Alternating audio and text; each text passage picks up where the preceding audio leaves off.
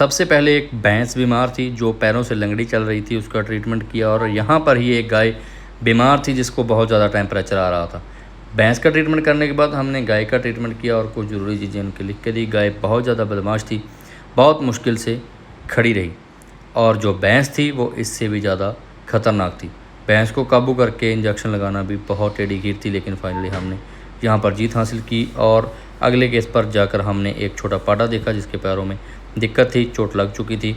हमने उसका ट्रीटमेंट बताया, कुछ दवा बताई, और इसके बाद इस भैंस की बारी आई और इस डॉग की बारी आई। इस डॉग के बहुत ज़्यादा खुजली हो रखी थी, और इसके बाद हम एक घोड़ी को चेक करने के लिए पहुँचे, जो मौके पर हमने चेक की।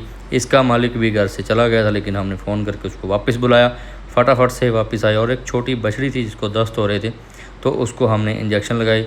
हम इंजेक्शन लगा ही रहे थे कि पशु मालिक बोला कि मैं लगा कर देखता हूँ, तो उसने हमसे सिरिंज पकड़ी और इंजेक्शन लगाने की नाकामयाब कोशिश की। इसके बाद हमने उस छोटी बछड़ी को इंजेक्शन लगाए और उसे जो ट्रीटमेंट चाहिए था वो बताया। और यहीं पर एक गाय के थन में हल्की दिक्कत थी, उसका उपचार भी इस पशु मालिक को बताया, और उसके बाद हम एक घोड़ी और चेक करने के लिए वहाँ से चले गए।